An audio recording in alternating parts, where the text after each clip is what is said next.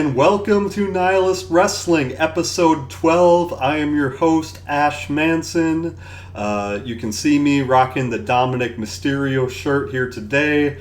I know this is the second or third time in the brief history of this show I've repped Dom on camera, but listen, my boy's going through a rough time right now. He needs a little bit of my support, so I got you, Dom. I know a lot of people are giving you a lot of shit, but I'm in your corner, man. We're gonna talk about that a little bit later. You may have clicked on this video because you see somewhat of a provocative title. You might not agree with me on the assessments I'm making. All I'm gonna say is, hear me out. We're going to get into the Judgment Day. We are going to get into NXT. But I just want to briefly, since this is a very WWE-centric video, I want to briefly get into AEW, going into Forbidden Door. Hi, guys! Yeah, I know. It's a little corny, but I love it. Probably my favorite thing going on AEW television at the moment is Chris Jericho's The Learning Tree angle.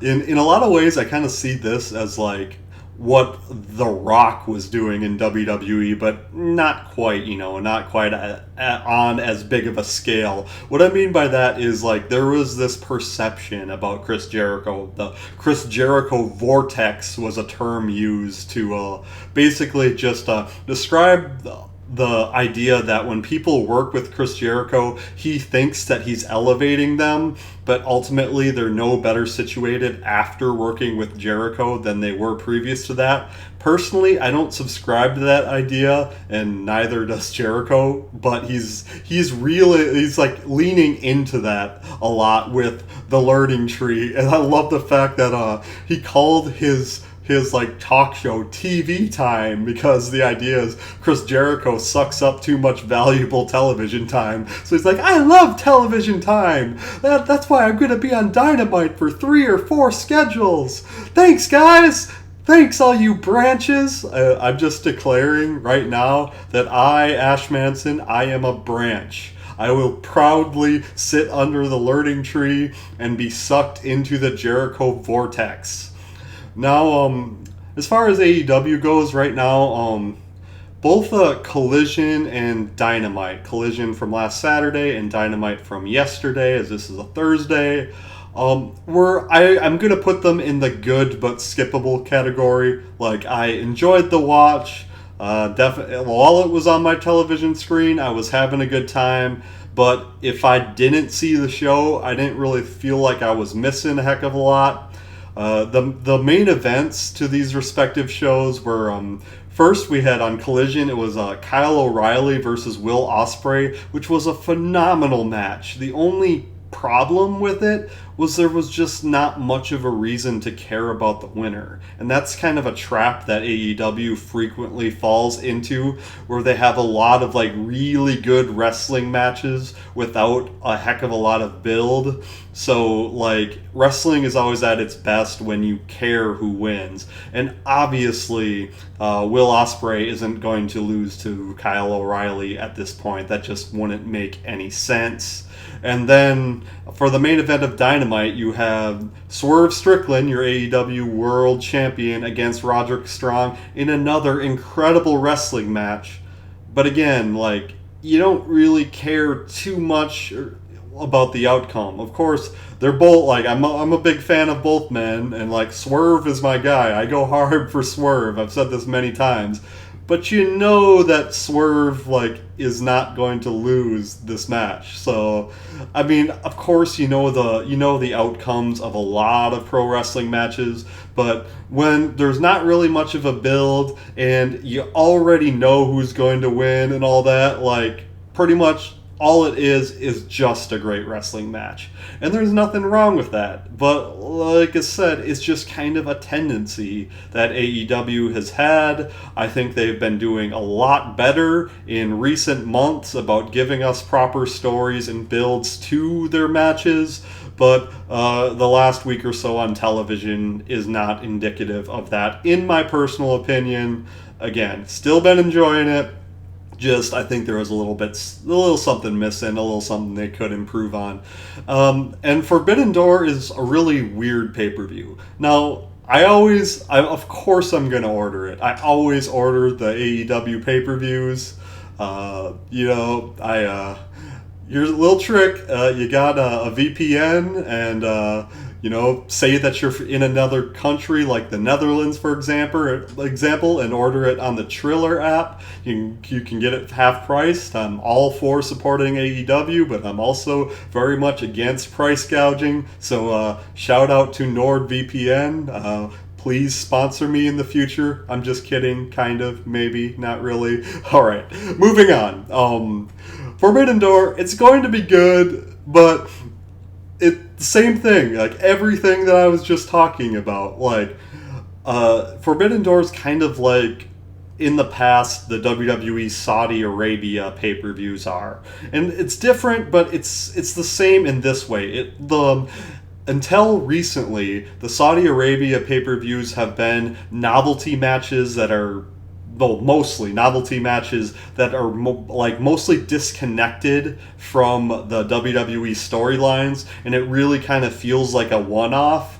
And they've been doing a much better of incorporating them into the ongoing story. But I bring it up to say that Forbidden Door is absolutely going to have the kind of problem that I cited, where it's going to be a great show, and I'm gonna have a good time watching all these guys from New Japan take on these AEW guys. But since your show relies so heavily on people that aren't gonna be there on the next Dynamite, it really kind of feels like a one-off. And MJF came out on his promo on Dynamite, and it was an excellent promo, but during that promo he pretty much buried the Forbidden Door pay-per-view, and he's like, yeah, I'll probably be wrestling some rando from Mexico or Japan or some shit.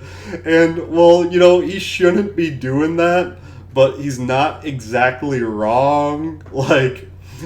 And again, there's nothing wrong with just loving wrestling for the sake of wrestling. All I'm saying is there's something missing on shows like Forbidden Door. You don't really have much of a build, much of a story. And of course there's things you could do, but since you're dealing with these non-contracted guys, it's just not going to feel as meaningful as a regular pay-per-view would.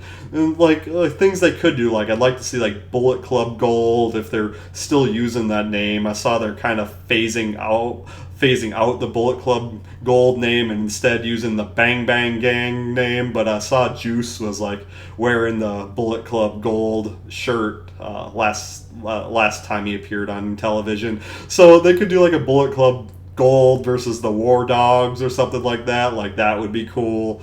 But yeah, Forbidden Door, it's just going to be a night of great wrestling, and not a whole lot more than that. So that's about all I've got to say about AEW at the moment. And now we're going to get into, of course, one of, if not my favorite subject, the Judgment Day. Why do I think the Judgment Day should turn babyface? Full disclosure, that's not necessarily what I want. I would much rather they stay heel, formally, but, if people are going to cheer them, they're going to cheer them. Rhea Ripley is one of the most notable stars in the world. Not just female wrestlers, not just wrestlers. She's one of the most notable pop culture icons in the world. Obviously, people love Mommy. And I think they're kind of portraying Damian Priest, and I think this is just because it's naturally him. He's just a too cool for school kind of heel, the NWO style of heel. Yeah, I'm going to do bad shit, but, he's just too badass to really properly hate him. And, of course, Finn Balor is an overwhelmingly popular wrestler. People don't like the fact that they're forced to boo him. I see in his comment section on Instagram all the time, turn Balor face, he needs a singles run, he needs to leave the Judgment Day. And I could not more strongly disagree with this notion that Finn should leave the Judgment Day. Listen, I grew up in the 90s, in the Attitude Era, when people were major single stars while being a part of a faction, and it seems like at least that understanding that being a single star and being in a faction is not mutually exclusive is kind of coming back, and I'm happy to see that. I don't like splitting up like popular factions. I don't like popular people splitting off from factions so much. You look at what's happening with Bailey when Damage Control, and while her winning the women's title was like a great like novelty, hell yeah, she deserves it, and it felt good for that moment. I worry about Bailey's position long term because I think as a regular smiling babyface, people might start to get complacent with her the same way that they that they were like before she turned heel initially. So getting back to the Judgment Day, I talked about Rhea, talked about Priest, talked about Balor. JD McDonough, I don't know that people really know how to feel about him just yet. I don't like the way that they portray JD necessarily because this guy can like flat out go in the ring, and I don't think they showcase him well enough, and they make him like into a joke, into a bit of a punchline. I'm not crazy about that. But like JD could easily turn face with the Judgment Day if that were to happen. Carlito, I don't really think it matters whether he becomes a member of the Judgment Day or not. I really don't really know where they're going with that. My best guess is that they're setting up Carlito and Liv Morgan to be replacements for Damian Priest and Rhea Ripley as they exit the Judgment Day, and I cannot stress this enough. I do not want that to happen. I don't want Rhea to leave the Judgment Day. I don't want Damian to leave the Judgment Day. I think if you're going to have really popular wrestlers within a stable, you may as well try to turn the stable face. And here's how I would do that. This goes back to my boy, Dominic Mysterio. Dominic Mysterio, like when he first debuted, people didn't like him. He was the smiling babyface. He was the Nepo hire. He is not his father. He's not similar to his father in any way. People did not like Dominic Mysterio. I don't think they really had strong feelings about Dominic Mysterio until he turned on his father and joined the Judgment Day. All of a sudden, he is the hottest heel in WWE. Like, people don't want to admit how good he is, but the kid has got it. He's got people eating out of the palm of his hand. So why am I advocating for him to turn babyface?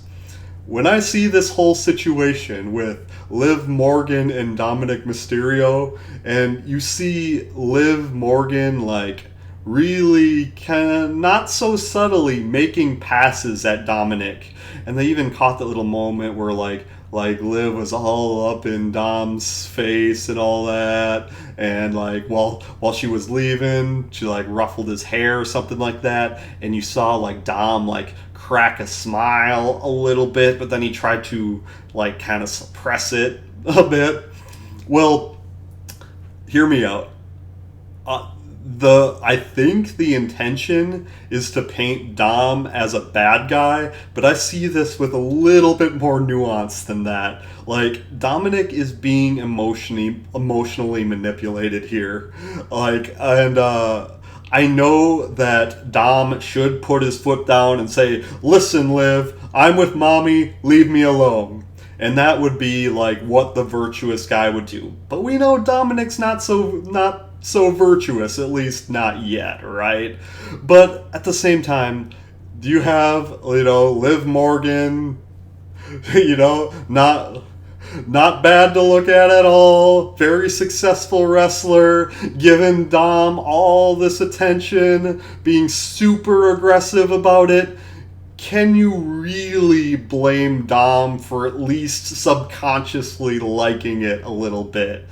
And I don't think Dom is necessarily bad for having that knee-jerk, like, I like this, like, thought. But he suppresses it because he knows that is not right, or at least he fears what Mommy would do to him. Well, here's what I want to see happen. When Mommy comes back and finally challenges Liv Morgan to get back her world title that she never lost, I want to see Dominic at ringside, and I want to see like a really like strong tease that Dom is going to turn on Mommy and, you know, preserve Liv's title, but then bam, switch flips, Dom like does something to screw Liv over and reaffirms his allegiance to Rhea. And I think that would get one hell of a pop from the crowd, and then all of a sudden people are seeing Dominic in a much different light. And I think people would take to Dom because it's like one of those scenarios like with The Rock early in his career. They didn't like him at first because he's the smiling babyface. Then he got so over because he was such a good heel. Well, Dominic is such a good heel that even if people don't like him, like subconsciously, they respect him. And I don't believe people at large that say that they don't. I think if Dominic were to like stand up for his girl, Mommy in this case, Rhea Ripley, I think that would just instantly flip the switch. He would be a babyface. Rhea's already treated like a babyface and is certainly the face in her program with Liv Morgan. Damian Priest, again, too cool for school heel. Easily, that could just flip on a dime. Finn Balor, people already love Balor, and they'll come around to JD. Like, the Judgment Day could be like the most popular thing going on Raw.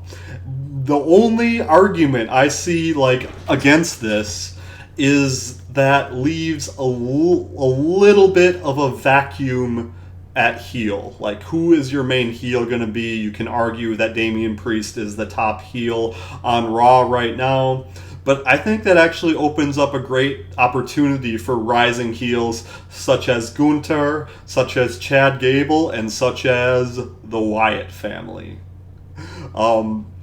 You might say like, hey, wait a second. How is the Wyatt family going to be heels when Bray Wyatt is like so beloved, by wrestling fans? But remember this, like, Bray was seldom ever a babyface. He was a face at the end of his career in WWE before his unfortunate passing and all that. And he was, I guess you could argue, he was a babyface when he was teamed with Matt Hardy. But for the vast majority of his time, he was a heel. And Bray, he's not with us anymore. It's going to be Bo Dallas and Eric Rowan. And I really hope they find a way to get Braun Strowman back in the fold, because this is easily flippable too. Like, Braun Strowman is, like, bullying the Judgment Day. He's like, that show, he spent the whole show chasing JD. Why doesn't he pick on someone his own size? Like, JD's like a third of his size. What the hell is he doing? Like, he's easily flippable too. I think the Wyatt family, or the new Wyatt family, or the Wyatt Six, whatever we're calling them, they could very easily play the heel and rival the Judgment Day. I think that would be an excellent opportunity to put Bo Dallas in the main event spotlight and give the other members, whether it's, Strowman, it's definitely going to be Eric Rowan, that's all but confirmed. Alexa Bliss doesn't need the help, but it's still like very compelling having like her go against Rhea. And then, like, if Dexter Lumis or Joe Gacy ends up being a part of this group, like, they have been portrayed as babyfaces more recently, but still, like, I think they got this sinister element that I think is better as a heel. You could make an argument that the top the top babyface on Raw should be Jey Uso, but as I always say, I think Jey is probably going to end up going to SmackDown to, finish the story with the Bloodline, no pun intended, Cody Rhodes. So anyway, the Judgment Day as like your top baby faces on Monday Night Raw, I think is an excellent idea. And if you are skeptical about it, at least I hope that you like understand my reasoning for that. And it just opens up a lot of like fresh possibilities. For what they can do to keep Monday Night Raw interesting. And I do really hope that the Wyatt family does end up going to Raw, because SmackDown has Cody Rhodes, it has the Bloodline. I know Roman's not around a lot. I think they're going to get Jey back somehow. And when The Rock makes his appearances, that's probably going to be on SmackDown too. So I think the Wyatt family has a little bit more room to breathe on Raw. So yeah, that's basically my thinking. And there's another aspect to this too. You know that Rey Mysterio is not going to be around forever. And they said something last Raw, like, Rey was asked to comment on his son Dominic, and he just, like, walked away or refused to comment. I forgot exactly what the line was. But Rey didn't come out and trash Dominic or anything. And I know that Rey and Dom have been on opposite sides for a very long time. They've had consecutive WrestleManias against each other and all that. But Rey, is not long for this business, even if he has a couple years to go.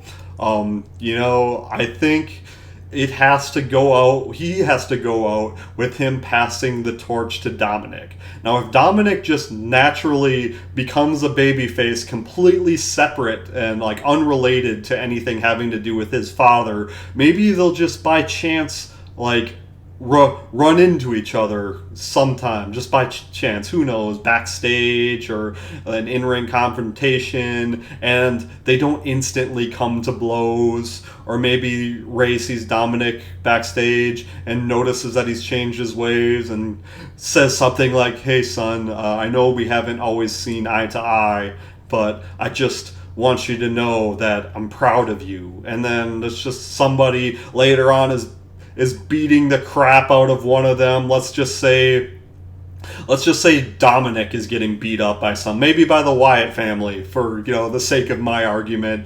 And then like the Judgment Day is incapacitated or not there, and Rey comes out and makes the save, and Dominic like comes up and acts like, "Hey, what are you doing here? I can handle myself." But over time, they come to realize that Rey is Dom's father and Dom is Rey's only son, and they reconcile in a way that will feel really good and will have years of storytelling behind it. And that's part of what this Judgment Day babyface turn would unlock. So again, even if you don't necessarily agree with me, I hope that you can agree that my plan makes sense here.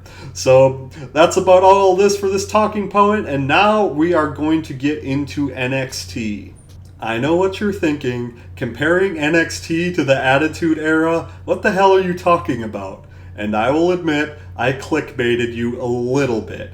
NXT is like the Attitude Era, only in this very specific way.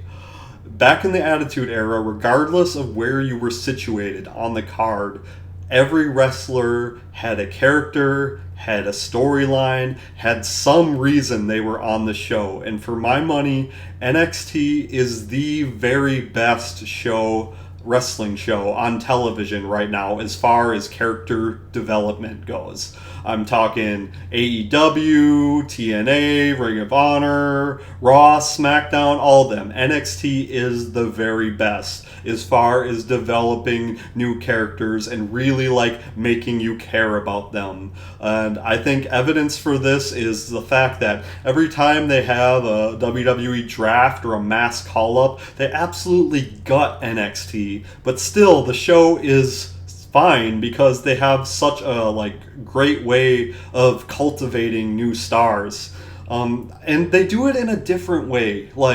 some of their like backstage like promos and vignettes are a little untraditional. I'm talking like about Trick Williams and Carmelo Hayes doing those barbershop segments, which I always thought were really cool and like really helped to like get to know the characters.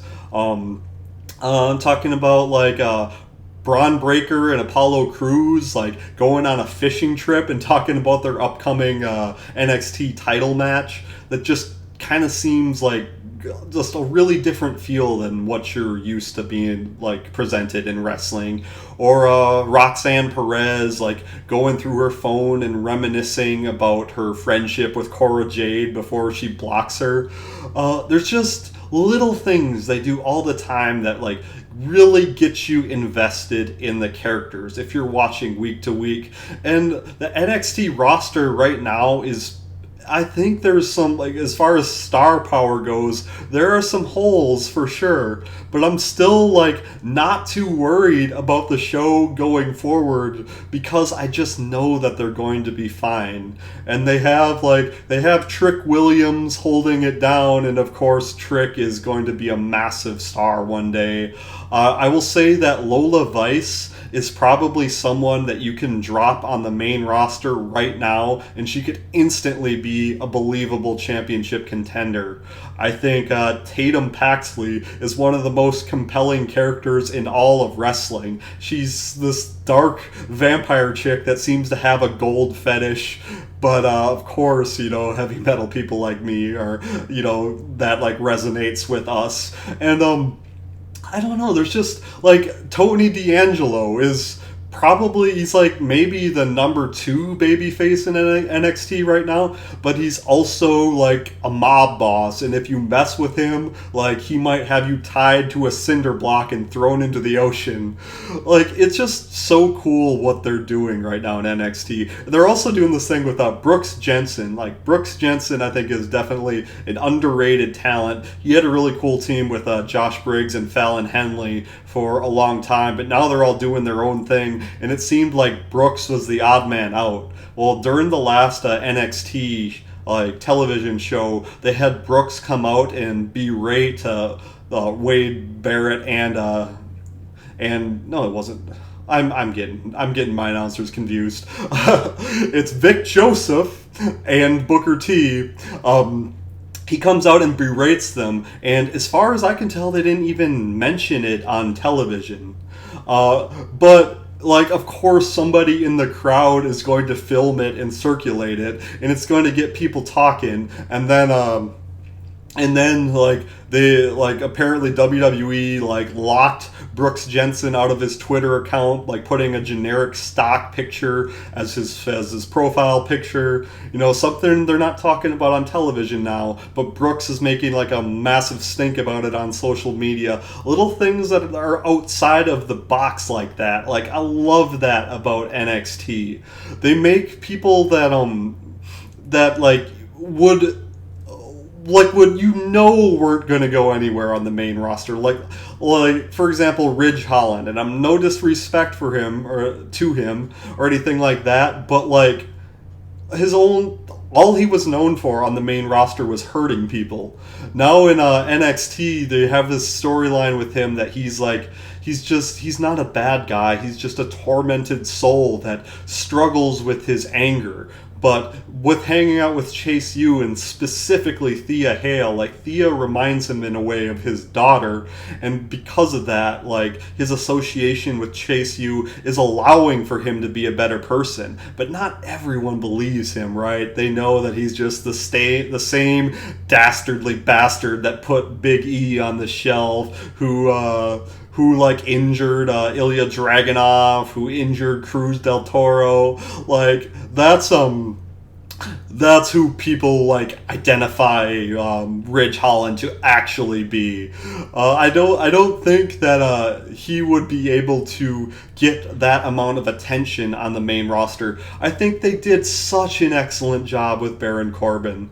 I think Corbin has always been obscenely talented, but he just was never utilized properly, or at least hadn't been in a really long time. And his team with Braun Breaker was one of, if not the most compelling thing on NXT for a stretch there. And unfortunately, now that Corbin is he got called up and he's on SmackDown apart from his former partner Braun Breaker on Raw, I worry that Corbin's going to get lost in the shuffle again. And I don't think it's his fault. It's just NXT does things in a way that is just so refreshing, and it's a great thing for the future of WWE, because they bring in all these NIL athletes that you could not pay me to care about until they do their magic with them, and all of a sudden, this random person isn't just a pro sports player, but they are this interesting character with a good storyline, and they definitely train them up as far as wrestling goes. Like, let me just go down the line here as far as the NXT roster goes. Andre Chase, he has a like that dark history with gambling and all, but really he was just gambling on his student Thea Hale's match because he believes in her, and he damn near bankrupted Chase U until JC Jane saved them. But it turns out JC Jane wasn't a good girl, and Chase U wasn't nearly dark enough for her, and she couldn't win Thea Hale over to her side. Let's just scroll a little bit. Noam Dar is one of the more interesting guys on television with his stable metaphor, always completely compelling. Lash Legend has this strange, awkward relationship with Trick Williams. I think they have a relationship in real life, and they briefly mentioned it on television to add some speculation as to whether Trick was the person randomly taking people out, including Noam Dar, but of course he's not, because Trick is a fine, upstanding citizen. Alexis King, just a man trying to break out of the shadow of his father, because he never knew Brian Pillman.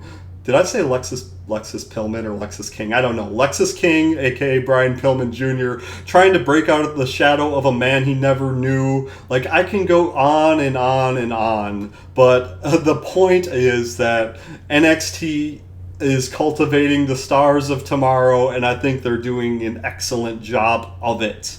And I haven't really seen that kind of character work since the Attitude Era. So, you know what?